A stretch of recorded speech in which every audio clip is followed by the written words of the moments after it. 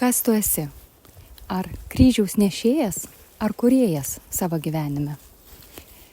Kad ir kaip tai skambėtų, bet labai dažnai mes gyvenime nematom džiaugsmo vien todėl, kad mes esame įsitikinę arba mes esame išmokyti, kad gyvenimas tai yra kančia. Arba kaip yra toks pasakymas, kad kiekvienam žmogui davė Dievas kryžių ir jį privalai nešti. Pirmiausia, ką mes turime padaryti, tai išeiti iš šio įsitikinimo, iš šios programos. Pirmiausia, mes turime nusiimti kryžių nuo savęs.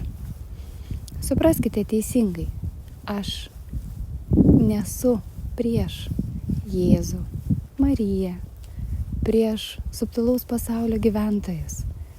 Visą priimu ir myliu. Ir tai visiškai nėra susiję su kryžiumi.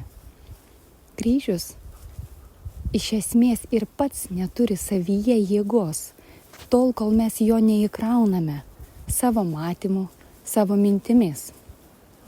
Kryžius mums primena kančią, Jėzaus kančią. Ir kažkodėl priimdami Jėzų, mes priimame ne Jėzų, o Kristaus kančią, kryžių. Jėzus atėjo į žemę ne tam, kad pasakytų, kad mes turime kentėti. Kristus atėjo su visai kita žinia pasakyti, kad mes esame iš meilės ir visa yra meilė. Tačiau tai yra paminta. Apie tai yra kalbama tik tarp kitko, tik tarp eilučių. Ir visur yra garminamas kryžius, kančia. Jau platesnės sąmonės žmonės supranta, kad Dievas mums neduoda kančios. Dievas mums nekuria sunkaus gyvenimo.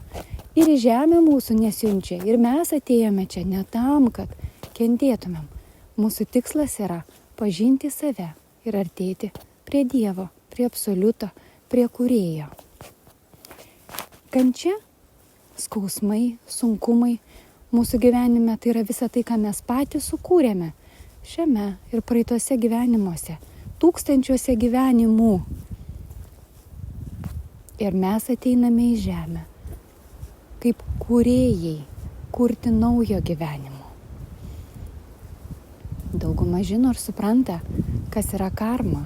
Ir daug dalykų mūsų gyvenime, kurie yra susiję su sunkumais, kūno sutrikimais, dvasios sunkumais, partnerių neatitikimais, vaikų bėdomis ir visais kitais dalykais, mes jau suprantame, kad taip, tai yra karma. Tai yra karma, kurią mes turime atidirbti.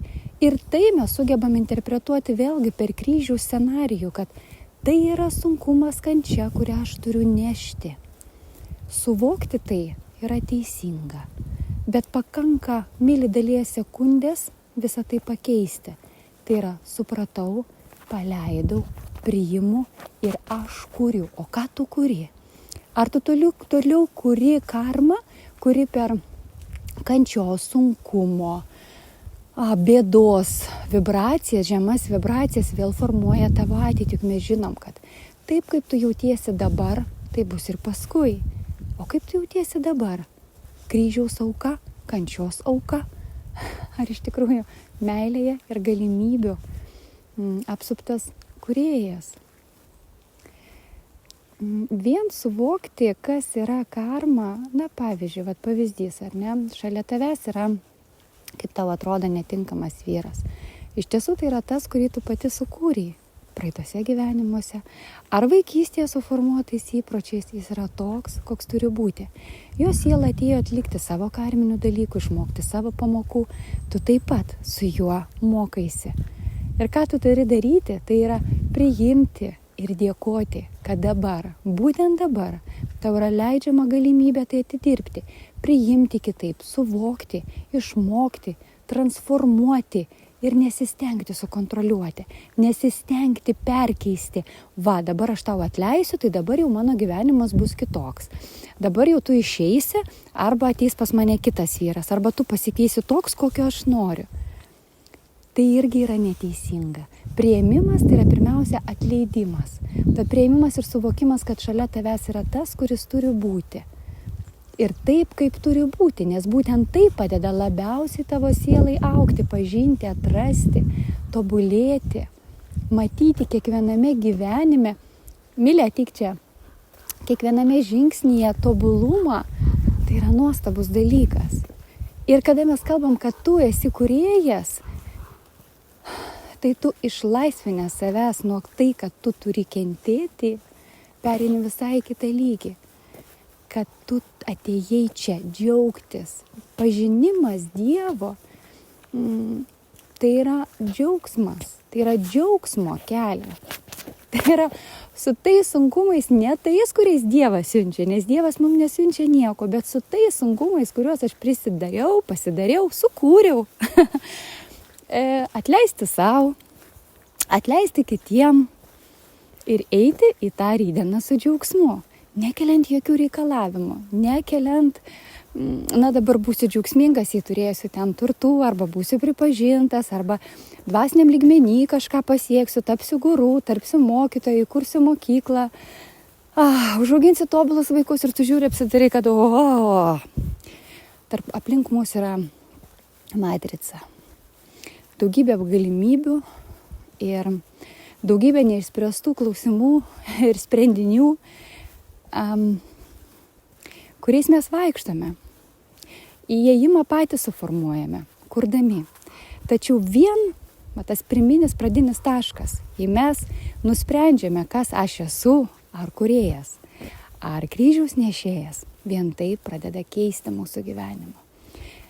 Keisti į tą pusę, kad tu nesureikšmindavęs savęs, nepaskelbdamas savęs aukščiau absoliuto, priimi jo valią ir dovaną nešiotis savyje jį, būti tada jo dalele ir leisti per save sklisti jo šviesai, jo tiesai, jo meilę. Tarnystė Dievui tai nėra auka. Dieve, aš iškęsiu viską, ką tu man duodi, bet tik tai tu mane priimk.